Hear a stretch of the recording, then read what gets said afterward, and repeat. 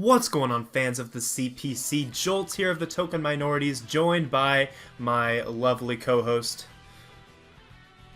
RizzyPOW! RizzyPOW, and we are here with the Week 4 Power Rankings after yet another crazy week of battles. A lot of really cool matchups this week, and without further ado, we're just going to go ahead and jump on into this for the sake of time. So, we're going to start this off here with who I have at number 16, who Riz has at number 15, and that is the Arizona Dactyls, coached by Volume, picking up the loss this week against Verd and his Adelaide Zydingos in a game that overall was pretty close, I think.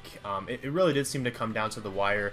Maybe just a couple plays here or there might have changed the entire outcome of the game. But all in all, it did just come down to Sticky Web prevailing.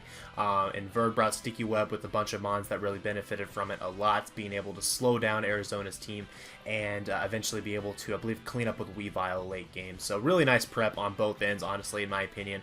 It just came down to not really having enough ways to overcome the Sticky Web, as the only non-grounded Pokemon on Arizona's team was the Hydreigon, which did take a lot of damage early in the game, and that kind of put him in a bad spot once that was eliminated, as then everything else was slowed down so that everything on Verd's team was actually able to knock it all out. So really close game. Unfortunately for Arizona, the teams around him did win their games this week, so he was forced to fall down to number 16. Despite the fact that he does have a win, I personally do have the only remaining winless team still above him, and I'll explain that when we get there. But yeah, so let's go ahead and move on over to number 15, Riz. So I got the Connecticut Crocodiles. This was Shadow up against Andrew this week. So both teams that are not doing too hot this season. Shadow so far is 1-3. Got a 6-0. I think, was it last week they got the 6-0? Yeah, it was. Yeah, so he's hot on a 6-0, but Andrew, I don't think Andrew had a win at this point, but Andrew ended up winning this game. So about this game, like some stuff, Hazard just got up. Hazard just destroyed Shadow pretty much. There's not too much. He get lost to Latios really late game. It was a bit hacksy. I remember that, but I'm not sure if any of the hacks actually would have changed the outcome. So yeah, I'm not sure. It was pretty hard to tell just with how the battle played out what really would have changed if the hacks didn't happen. So hard to really make a judgment on that, but yeah, lots of hazards made it pretty difficult for Shadow. Yeah, he just got blown back by hazards. Yeah. That's pretty much it. There's not too much that went up with this battle. Yeah. So. Yep, so I have him at 15. Riz has him at 14 here for this week. So then next up, we'll talk about my number 14 and who Riz has at number 16. That is the Rhine Valley Guardians. They actually forfeited their game this week against the Arkham City Delibirds. I'm not entirely familiar with the reasoning behind the forfeit, probably just a busy schedule, but a loss is a loss, so I did drop him a little bit. Riz actually dropped him a lot, so I'll let him talk about that a little bit. Oh yeah, the reason why I dropped him a lot because I personally think like he's definitely the bottom of the league by like obviously in the standings. He doesn't have a win. He's the only winless team. Plus he didn't like it's also hard to judge because he didn't have anything to show for this week, and I get that time and stuff gets in the way, but I still put him number 0. I put him number 16 at the bottom because he still was not able to give a showing. So like I feel that it is sort of deserved. Like obviously he might have something going on, and if he does, like he should deal with that before this. But that's why I decided to put him at number 16. And you know, he doesn't have a win yet, so hopefully maybe he can win next week. You know, he can get out of there.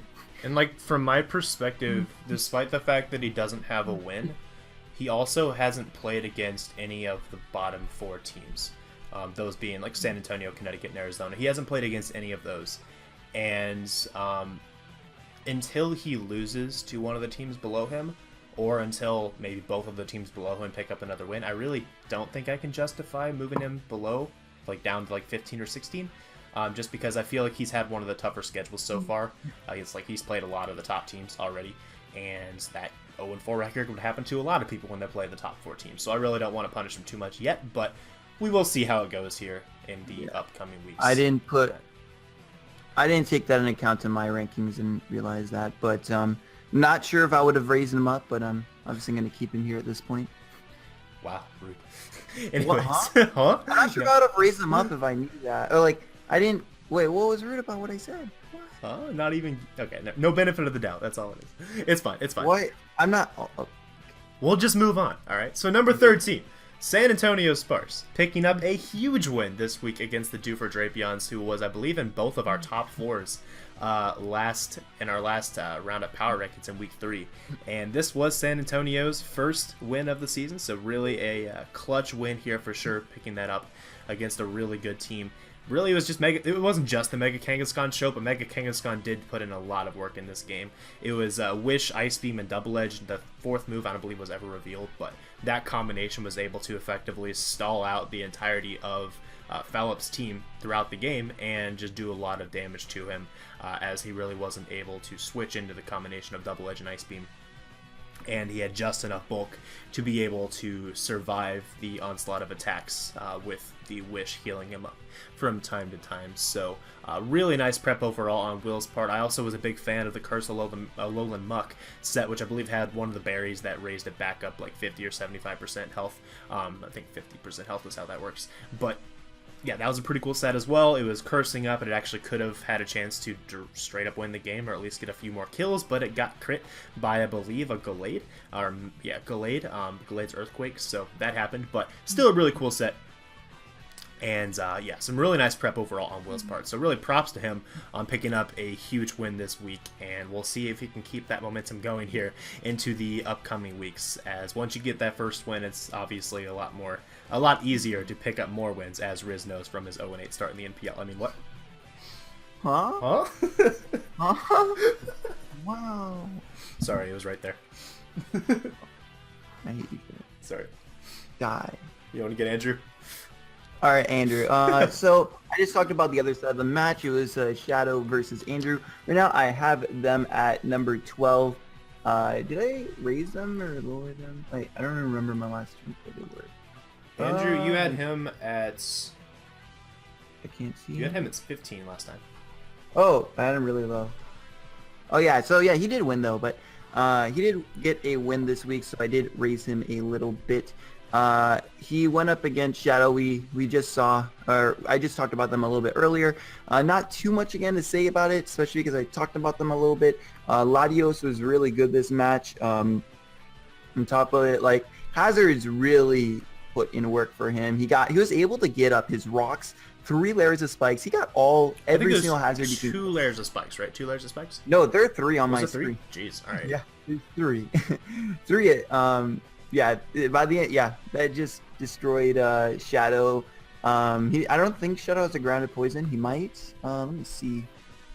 I don't know. I don't know if he does, but he might. I'm not but sure yeah, off the top of my head either. Andrew also something cool was the Roar T-Tar. It was nice. I was able to. I think like it was like for stuff like Snorlax and other set of sweepers. Does Shadow have a Scolipede? Hang on, isn't that what he swept Bird with, the baton pass thing last time? Or was that a Mew? That was a Mew, never mind. Yeah. Wait, what? Don't listen to me. I was thinking about how he swept Bird. That was with the Scolipede. No. Oh no, what? Okay, well he has both Mew and Scolipede. Yeah, it was with the Scolipede. Sure, he has a grounded poison. We figured. Yeah, he does have one. Oh, we forgot. We're dumb. Or I'm dumb. That was actually me who said it. I'm dumb too, but it's okay. But Joel is dumb. But yeah. Roar, T-Tar was also good, obviously phasing with he had all the hazards and he was able to phase. It was also good for like Snorlax. I don't think Snorlax or anything was able to set up, but it would have been nice if, they did. Gave him a check for that. And yeah, that was pretty much it. Andrew did pretty well. I did raise him up. Hopefully he can get some more wins. This is his first win. And I really love his team, so we'll see what he does. But guess we should move on to the Carolina Talonflames, and that is Yeah. Jolt. So this is actually a team that is coached by, or I guess there's a new coach in the league here this week, as Prado decided to step down for personal reasons, and Johnny, the coach of the Carolina Talent Flames, did take over for him. So he inherited a 1-2 record, not obviously the best record to have, but it's still something he can work with here moving forward, as there's still like 8 weeks before the playoffs. So not a bad spot to be in, but unfortunately for him, he did pick up a loss against the Virginia Tech Frokies, one of the top teams in the league, so obviously no shame in losing to Jake this week, but his prep was really good, and it was impressive in my opinion, as he brought basically Swords Dance spam. He had Swords Dance Celebi and Swords Dance Infernape, I believe, which those two in conjunction with Baton Pass, I believe, on the Celebi, into Bandit Scizor and other things on the team, was able to actually do a lot of work and put a lot of physical pressure on Jake's team. So it really came down to the wire.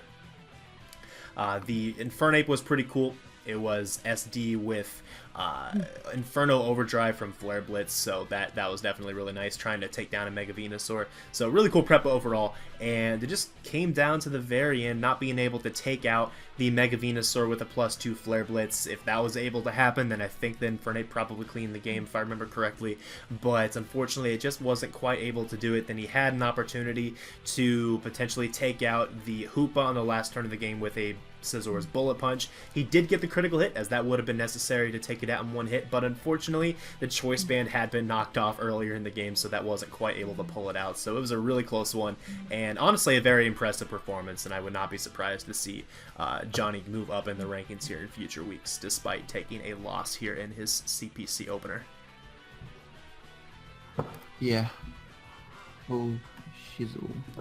Oh, shizzle. So, talk about my man Chris. Shizzle. My man Chris. So Chris Togavor right here. So this battle, it didn't go too well for Tog. Especially like it didn't start off too well. He ended up gaining a lot of momentum mid game, and he ended up losing to Rock Polish Aggron. But Yost, I think, just played amazing. I didn't think Chris played that bad. Also, I forgot to say exactly where I do have him on the standings. My apologies. I have him number 10, and Joel actually has number 10 too, so we both have number 10. I think we're finally starting to agree a little bit. We're finally starting to agree. Oh man, yeah. We'll probably see that as the season goes on a lot more. Yeah. But yeah, pretty much this game, he like first turn, not like terrible start for Chris. He just lost his Selgor first turn. Like you can't really expect that. It was he was Scarf, Water Spout, Blastoise, then like Kyurem kind of destroyed him as well. He didn't have like the best stuff for Kyurem. Obviously, like it's a crazy mon. And so Cresselia got toxic, and he had to pretty much pivot around it. And it was just able to toxic pretty much everything. It wasn't like it wasn't amazing offensively, but it was able to lure stuff like Cress and Tangrowth in to toxic them, because his only offensive moves, I believe, were Earth Power and Shadow Claw. Did he have Roost? Yeah, his last one was Roost. Yeah, surely he had Roost. Yeah, Roost. Yeah, and he was just able to toxic, and because Chris got toxic on both of those mons, Power Up Punch, Rock Polish Aggron was able to win late game, which was really cool to see. But yeah, Chris pretty much gained a lot of momentum mid game, mostly by pivoting around the Kyurem, and yeah, he just did not. Most of the game, like, he looked on the backside, but he ended up being in a decent position until Rock Polish Aggron came, and then he just lost. It was sad. Sad for Chris. But yeah, what else? I was about to talk about Yost set a little bit, but obviously we're not talking about Yost. But yeah, pretty much there's not much else to say. Was there any really cool set that I liked? He had Dragon Dance Zard. Yeah, there wasn't like any like heat or anything, but he had Focus Blast Tangrowth, but that was against a Kyurem. But that was a nice touch. Yeah. It looked like it was pretty invested too, from the amount of damage it did. I think probably the might have been, yeah, probably. Because it did a ton to Aggron, if I remember correctly. Especially because that was a bulky Kyurem. Yeah. Yeah. But yeah, that was pretty much it for that one. I think I have the next person too. Yep. The Carolina Pantherians. What team were they? I forget. I'm bad. Techno versus Toronto. Oh, Techno. That was versus Turk. Oh, yeah. Yeah, so Techno, where do I have him on the rankings? I put him number 9, so still a bit low, like around the middle, but I lowered him from 7 to 9. The thing about Techno played it up against Turk. He got a first turn freeze, which is really good for him, not good for Turk. But that was kind of nice. I don't think Serena didn't do too much that game, so it wasn't like super helpful, but it wasn't, it was still good for him. Something that I did not like about Techno with his team, he explained in the chat, but like he had Mega Ampharos with only with Rest Talk, he was Thunderbolt and Volt Switch, so he could not even touch the Zygarde. And late game, after he revealed all 4 moves, Zygarde was just able to come and get a free switch in every time. I remember in the chat, I was looking at the chat after the game, and he did say that he brought it because he was really scared of Mirror Coat Milotic. Not sure how I still don't really disagree with having I still don't agree with having T-Bolt. If he was really scared of it, I would have probably, I'm not sure. I would have probably gone like Toxic on Ampharos of anything to at least be able to hit the Zygarde on the switching, because it was just getting free switch-ins every time. Yeah, and he ended up just losing a lot of momentum, and he was not able to end up winning the game in the end. Yeah, Zygarde ended up just putting in a ton of work. And what else? What else was brought? He brought Avalugg, which was cool, but Avalugg kind of bad. I don't remember. I don't think it did a ton this game. It might have had a really good purpose, but yeah, that's one major thing that I wanted to say about the Ampharos. Not sure about that. I mean, obviously, he could also be Flame or Milotic, but then if he's Flame or Milotic, he might not be Mirror Coat. I'm not sure. I don't think Flame War plus Mirror Coat is super, because like you're taking be very common, I don't think. Yeah, that's not a very, or even a good set. Because like you're taking, because the whole thing about Mirror Coat is you're taking damage in order to deal damage back, but you're going to be weakened so quick with Flame War plus taking damage, Yeah. So that's pretty much what I have to say about him. Not too much else. He just Turk's offense kind of overwhelmed him, and yeah, that's pretty much it. Do I have to talk about another person again? No, I'll do mine. All right, so next up, we'll talk about Verd and the Adelaide Zydingos. I have him at number 7, and Riz has him at number 8. As we already talked about this match a little bit earlier, where he played volume in the Arizona Dactyls, and what was actually a really close game came down to some solid prep on Verd's end, where he abused his sticky web and made sure to get rid of the only mon that volume had that was not grounded in the Hydreigon. And once he was able to do so, everything was outsped by Weavile especially, but also mixed Victini, which was able to put on a lot of pressure. In late game, he got up his Toxic Spikes to help wear down the Sylveon. And finally, he had some pretty awesome prep with the Protect Weavile to help him against the Mega Medicham. I really liked that a lot, and it actually ended up causing Volume to click High Jump Kick with the Mega Medicham against the Weavile on the Protect, and it took a nice 50% after that, so that was pretty cool. I got a nice chuckle out of that, but a really nice prep overall, a nice win on Verd's end, and happy to see him picking up another W here, as I really do think his draft has potential. Not really the kind of draft I think I would want to have, but he's using it pretty well for what it is, and we'll see how he does the rest of the season. I'm not sold on it. I think I overrated it a little bit earlier in the season. I'm not going to lie on that, but we'll see how he does here as we move forward in the future weeks. So next up is the Arkham City Delibirds, and are we gonna skip Buford, or you want to do? We'll come back to it. It's fine. We'll come back to it. Yeah. So next up is the Arkham City Delibirds, and they did not play this week. We already talked about this earlier. It was on a forfeit win against the Rhine Valley Guardians, so not a whole lot to say, but he did pick up another win, moving him to a 3-1 record. So in both my eyes and in Riz's eyes, we did feel it was at least justified to move him into the top 8 here, as he does have one of the best records in the league. So props to him on that. Obviously not a whole lot to say about this with no battle, but we'll see if he can keep it up. Yeah, for sure. Yeah, he still has a 3-1 record, and it's kind of hard to put him a bit lower, because he is still, like, even though he technically got a free win, he's still definitely above the other teams just in terms of having a better chance at playoffs and that kind of stuff. So that's why I put him up. But what else? What is next? So I'm gonna talk about D for Drapions. Yeah. All right. So Paul this week he played up against Will, the RNG Lord, and he didn't. Mega King finally was able to do something. So that was really good for Will. But the thing also about this game, I only lowered Paul from 4 to 6. I think. What is it? Oh, I lowered him from 5 to 6. And Jolt ended up lowering him from 4 to 8.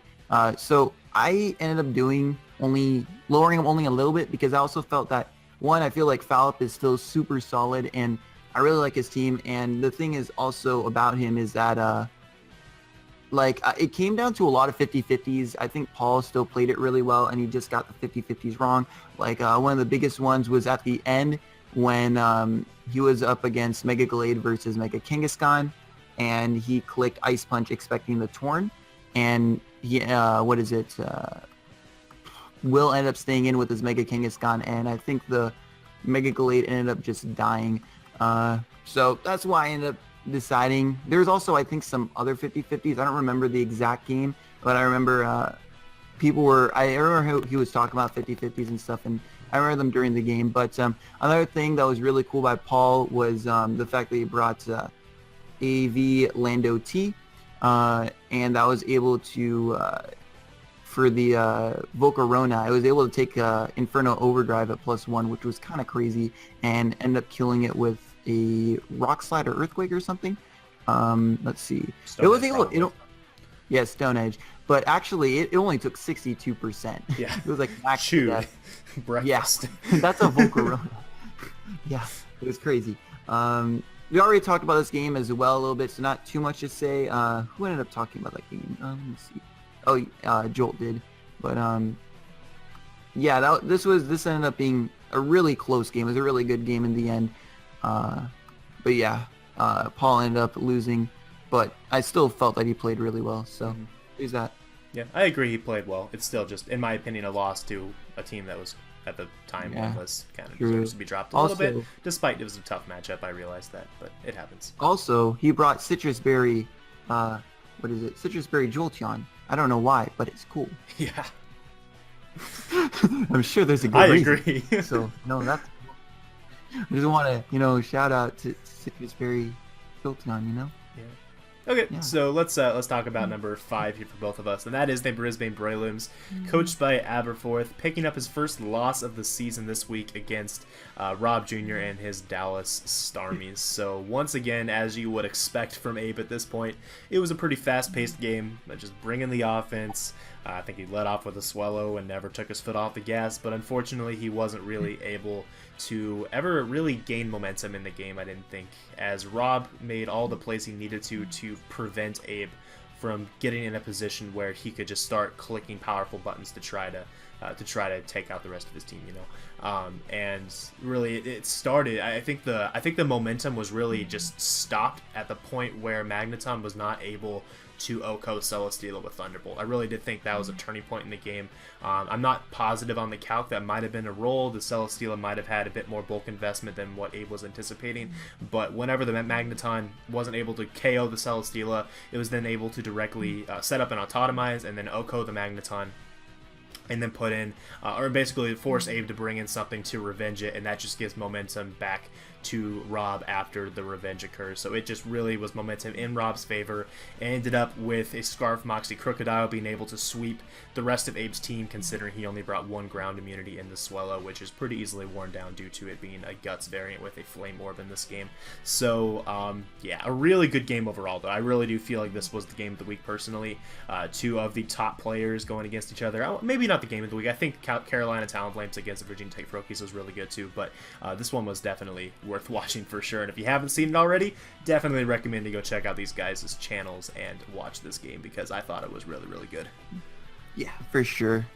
We'll move on to the opponent that Abe ended up playing, which was Rob and his what is his team called? Dallas Starmies. Dallas Starmies. Yeah. Yeah. Very. What is it? He brought Automize Celesteela, which ended up sweeping because Abe ended up having Scarf Nihilego, which was really good prep on Abe's part because ended up stopping the Celesteela sweep. Abe's team was just so offensive, and Scar Crocodile ended up coming through like really late game. Like it was only like 15 turns in or 14 turns in, and Scar Crocodile pretty much had the game. But yeah, there's not too much to talk because it was a really fast game. Crocodile pretty much just, it got like 4 kills or something. What was it? At least 3. I know it was at least 3. Oh no, Nihilego ended up dying to Crocodile. But like, as soon as because of Moxie, as soon as like he got like a little bit of chip, like honestly just even rocks, that Scar Crocodile kind of just won, and as long as he got rid of Swallow, which I think Swallow died really early, didn't it? Died like turn 8 or something, but yeah, and it's also it gets shipped by Rocks. So as soon as like you got Rocks up, he got shipped, he was able to get a kill like versus Nihilego, and even though Nihilego was able to outspeed it, it's like, it can't really touch it. So I don't think there's a move that Nihilego can touch besides in power. Is there? I don't think it can touch group. But he had Magneton, and yeah, it was just Crocodile ended up just destroying him. He also brought Torterra, which was kind of cool. I don't think it got to do much. I think it only got rocks up and like took a Brave Bird turn 1, and maybe he sacked it off, or did it end up not even dying? Oh, it died. I don't know what killed it though. Something killed it. Oh, he sacked it. Yeah. Well, that was kind of cool seeing Torterra, but that was pretty much it. Not much else to talk about this game. But I think we should move on to the next one. I think that's Jolt. Yeah, let's talk about the Virginia Tech Ferokies here. Coached by Jake, of course, picking up the win against the Carolina Talonflames. We talked about this game earlier. Really just came down to the wire where Jake brought a bunch of breakers. He brought, I believe, it looked like Specs Hoopa. If not Specs, it was probably like a dark boosting item. He also had, I believe, Bandit Azumarill, so really powerful breakers to help break through Carolina's team. And the game was really close, but at the end of the game, he made a really clutch double into Azu on a cough.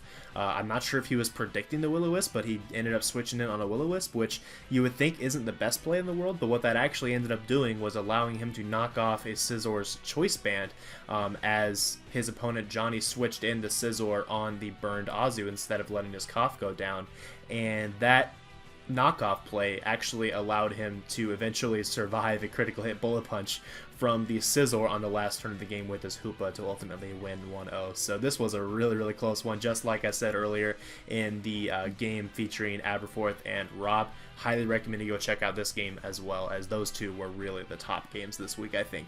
And you will not be disappointed with this one at all. But very solid performance on Jake's end, picking up his 4th win in a row. 4-0, undefeated at this point, one of 2 unbeaten teams remaining. So huge props to you on this win, and we'll see if you can keep it up. All right. Which one are we going to do next? Angels of Beham or Toronto? You can get Toronto. Go ahead. Okay, guys, you're probably wondering, why is Toronto Luxuries at number 1? He's 3-1, and Angels Beham and Virginia Tech Ferokies, they're 4-0. Yeah, I'm kind of wondering this too. So I have my reasonings, guys. You better come clean. I have my reasonings. Turk is just a god. All right, he's just a god. It has nothing to do with the fan server. Nothing at all. Okay. So Turk was like, put me number 1 on PRs and I'll be your fan, and I'm like, hell yeah. And then I didn't realize that this situation would happen where I have to explain why I put him number 1. I forgot that that would happen, and so yeah, he's just number 1. Yeah. But if you want to get into his game, Turk played base tech this week. I have him number 1 for pretty good reason. And Jolt ended up putting him number 3. Probably a better spot, but like whatever. Oh, you gotta stand by your rankings, hello? But yeah, so Turk got frozen. He got frozen turn 1 by the Glitzker, which kind of sucked. I remember I was talking about Turk with Turk after the game because what happened, I ended up watching it live, and he got in a call after that, and I was there. So he was like, Serena wasn't like even though it got frozen, it wasn't like the biggest deal. Didn't do a ton to his team, the team that he brought. He's pretty much only there for spin. And after that, Turk, after he got like frozen turn 1, he was on the back foot. He played really aggressively with like Mega Lock. He got like some power punches off, I remember, and was able to get a couple kills or something. Didn't he at some point? Yeah. He was able to get put up a lot of pressure onto Techno. What was also really cool was the Reuniclus with Trick Room. There was a play where he had a Techno brought a taunt Gliscor, which was pretty good. And there is also, it came down to some 50-50 at one point where he had already revealed taunt, and he went for the taunt on Reuniclus, and Turk predicted that and went for the Hidden Power Ice and just killed the Gliscor. So that was pretty cool. Overall, I think Turk played really, really well that game. He was able to do what he needed to do even after the first one, or the turn 1 mishap happened. He was able to do what he got to do. Zygarde 10 put in a ton of work, and Registeel was a great counter to Hulu, and just all that kind of stuff. So yeah, Turk is a god. He deserves a number 1. Fair enough. All right, so I'll talk about my number 1 here, the Angels of Behemoth, coached by Yost. Riz has him at number 2. Picking up a very interesting win against Chris and Togavora in the Portland Timbers. And yeah, like when I say kind of crazy win, it was kind of an awkward win too, because there was misprep that ended up giving him, I guess, potentially a better opportunity to win the game late game than he would have had if the prep was not accidental. In that he brought a Sand Force Lander's Eye instead of Sheer Force. Sheer Force is allowed in the CPC, and just based upon the damage rolls versus Tangrowth, it just so happened that by the time the Mega Aggron was in, it was in a prime position to be able to set up its Rock Polish, which may not have actually been the case if the Landers was able to straight Oko the Tangrowth instead of, I believe it was a double down in that situation. So, or at least close to it. So, yeah, that was kind of interesting. A little bit unfortunate on Chris's end there, but hey, it worked out. I guess he can just say he planned it that way. But that said, the Mega Aggron set was so cool. It was Rock Polish with Power Up Punch. Really, really cool. An excellent way to break down things like Cresselia, as it was nearly able to 2-hit KO Cresselia at +1 with Heavy Slam, which I thought was really neat. I also really like the Toxic Cure and Black set to help break down the Cresselia and other fat stuff on Chris's team. So overall, just solid prep on Yost's part, and that's just something I've become accustomed to seeing from him, and that's why he's remained at number 1 for me since the beginning of the season. It's been solid all season long, and I will not be surprised at all if he stays there for several more weeks to come. So great job on your end, and congrats. So I believe that wraps up the power rankings for week 4. I'll let Riz close it off this time. Have fun. All right. Bye.